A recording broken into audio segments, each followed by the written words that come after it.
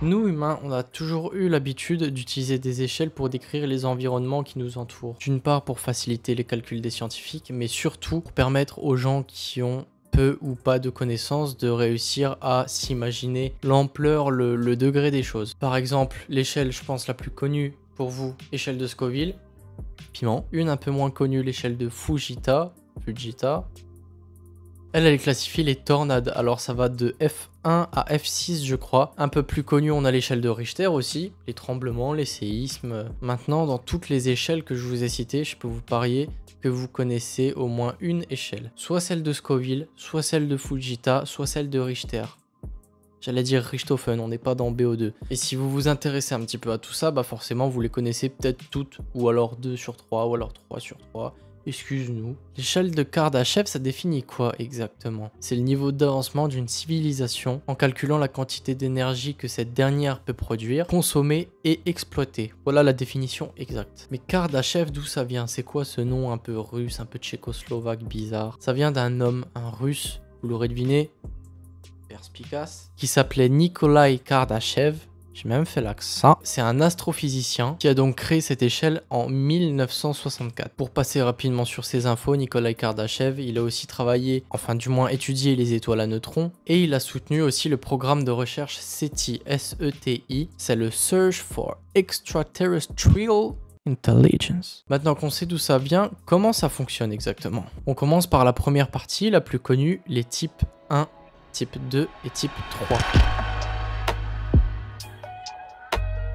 On commence avec le type 1, qui est la maîtrise de la planète. Alors la civilisation de type 1, elle a la capacité de maîtriser l'entièreté de l'énergie générée par leur propre planète. Pour ceux qui n'arrivent pas à se représenter ce que j'entends par puissance, quand je dis énergie, puissance de notre planète, et après vous allez voir pour la suite, c'est l'énergie des vents, des cyclones, donc éoliens, des marées, donc hydrauliques, de la chaleur, donc thermique, ou truc, je sais pas, les volcans, les orages, les énergies fossiles, donc charbon, gaz, pétrole, et des énergies vivantes, donc le bois, le biocarburant, etc. Quantitativement, on est sur 10 puissance 16 watts de puissance. Pour que vous représentiez le truc, c'est un 1 suivi de 16 zéros derrière. Pour vous donner une sorte d'échelle d'à quoi correspond autant de puissance, c'est la puissance de 714 285 714 moteur de fusée Ariane 5. C'est une dinguerie, c'est inimaginable. Vous pensez sûrement qu'on a une civilisation de type 1 parce qu'on maîtrise l'éolien, l'hydraulique, le thermique, le nucléaire, la fission, la fusion. On va dire qu'aujourd'hui on vit dans un monde où l'énergie est omniprésente. Le truc qui est drôle avec cette échelle, c'est qu'on n'est même pas au type 1. Je vous donne 5 secondes pour donner un petit résultat entre 0 et 1. Où est-ce qu'on se trouve? Allez-y.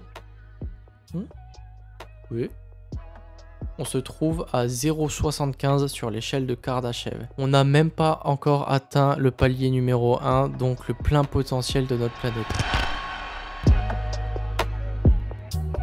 Type 2 sur l'échelle de Kardashev, le solaire. Alors le type 2 il commence à être bien vénère parce que là on maîtrise plus l'énergie d'une seule planète mais de notre soleil. Ce qui est important à savoir aussi avant de continuer, c'est que l'échelle de Kardashev est exponentielle, c'est une échelle exponentielle. Prenons comme exemple tout simplement le type 1, maîtrise de la planète, type 2, maîtrise du soleil. Vous vous dites, il n'y a pas tant de chemin que ça entre les deux. Pour vous donner un ordre d'idée, c'est que type 1, on maîtrise notre planète, type 1,1, il nous reste 0,9 avant d'atteindre le type 2 qui est la maîtrise du soleil. Type 1,1, on maîtrise 10 planètes. Ça voudrait dire l'entièreté des planètes de notre système solaire et on serait seulement type 1,1. J'imagine que vous avez compris. S'il y a certains encore d'entre vous qui n'ont pas compris, c'est pas grave, ça va pas vous empêcher de comprendre la suite de la vidéo. Pour finir un peu avec ce type 2, qu'est-ce qu'on entend par maîtriser la puissance du soleil? C'est tout simplement pouvoir tirer 100% de l'énergie que notre soleil produit. Donc par exemple en mettant une sphère de Dyson tout autour du soleil. Pour vous expliquer ça très grossièrement, c'est comme un énorme miroir qu'on va mettre tout autour du soleil avec tous les rayons qui convergent en un point. Donc tous les rayons qui vont partir du soleil vont rebondir sur le miroir et vont tous arriver en un point. Et donc là on aurait une technologie qui serait capable d'emmagasiner un petit peu toute cette énergie qui sera créée par tous les rayonnements du soleil. Forcément là on est seulement au stade théorique. Sur le papier ça pourrait être possible maintenant à faire.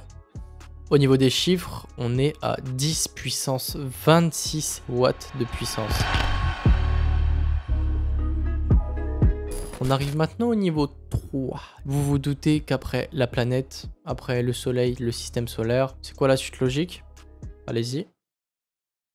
La galaxie, bien joué. Civilisation de niveau 3, elle est capable de tirer toute la puissance de sa propre galaxie. Je ne sais pas si vous imaginez, notre galaxie à nous, c'est la Voie lactée. Ça voudrait dire qu'on serait capable d'installer des fers de Dyson sur les 200 à 400 millions de soleils qui se trouvent dans notre galaxie. Bien sûr, là, il n'y a aucune comparaison possible. On est à 10 puissance 36 watts de puissance. Et je parle pas que des soleils. On pourrait mettre des sphères de Dyson sur tous les soleils, bien sûr. Mais c'est aussi la maîtrise de l'énergie que produit le trou noir au centre de notre galaxie. On a aussi les étoiles à neutrons et on a aussi toutes sortes d'énergie. Il y a toujours de l'énergie un petit peu partout dans l'univers. Et ça ne comprend pas que le soleil et ses rayonnements. Enfin, du moins, les étoiles et ses rayonnements. Parce que notre soleil est unique. Je dois vous apprendre quelque chose. Kardashev lui-même avait établi 3 niveaux de civilisation parce qu'il pensait que jamais on pourrait réussir à atteindre le niveau 3, donc il n'est pas allé plus loin. Depuis, il y a d'autres astrophysiciens, surtout un dénommé Carl Sagan, qui a encore élargi les échelles. On ne sait pas si c'est à but scientifique ou juste parce qu'il voulait se faire un petit kiff, mais en tout cas, la suite est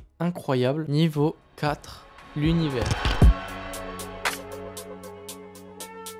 Le type 4, c'est l'un des derniers théoriquement possibles. Et encore, théoriquement, c'est un grand mot. Parce que on ne sait encore même pas si l'univers est fini ou non. Et on ne sait même pas ce qu'il y a derrière l'univers observable. En fait, au final, on sait rien du tout. Le type 4, il serait apte à maîtriser la puissance de l'univers tout entier. Donc toutes les galaxies, toutes les étoiles, tous les trous noirs, pardon, absolument tout, notre univers tout entier. Bien sûr, vous vous en doutez, si jamais on n'est pas seul dans l'univers et qu'il y a d'autres civilisations, on peut se dire que aucune civilisation n'a réussi à atteindre un tel niveau, parce que si une civilisation maîtrise tout l'univers, elle nous aurait forcément déjà vu. La dinguerie dans ce type, c'est qu'au-delà de maîtriser la puissance de tout ce qui est trou noir, étoiles, galaxies, super amas de galaxies, tout ce que vous voulez, c'est qu'on maîtriserait les ponts dans l'espace-temps, donc un peu à la Ant-Man pour traverser l'univers d'un point à un autre sans avoir à faire toute la distance. Peut-être qu'on maîtriserait les technologies quantiques, peut-être qu'on maîtriserait le déplacement dans l'espace-temps à un point inimaginable. Bref, type 5, là, on rentre dans la fiction.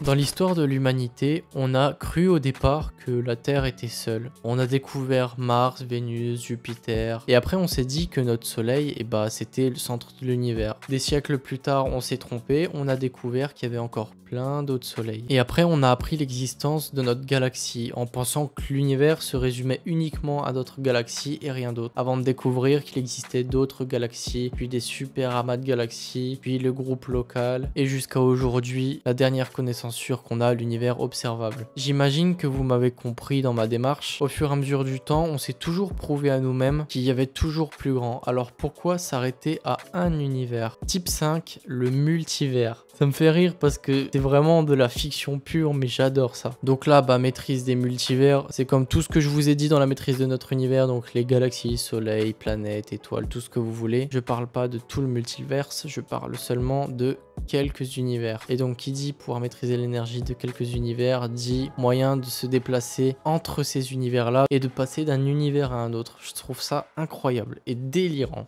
Le type 6, alors là, je pense que les scientifiques ont laissé libre cours à leur imagination. Le type 6, ça serait plus la maîtrise de quelques univers, ça serait littéralement tout le multivers. La maîtrise de l'espace et du temps eux-mêmes. On pourrait maîtriser l'espace qu'il y a tout autour de nous en allant d'un point A à un point B n'importe où, n'importe quand, parce qu'on maîtriserait le temps aussi. Alors qui parle de maîtrise du temps entend peut-être aussi voyage dans le passé, voyage dans le futur, etc. Après, on a le type 7 et plus. Au total, on a le type 7, 8, 9 et 10. Je les ai regroupés dans exactement la même partie parce que là, on va dire que c'est plutôt les gens qui se sont imaginés ça. On aurait donc le type 5, multivers. Type 6, contrôle de l'espace et du temps. Le type 7, ça serait le contrôle de l'omnivers. Donc forcément, les gens sont allés toujours plus loin. Il y a multivers.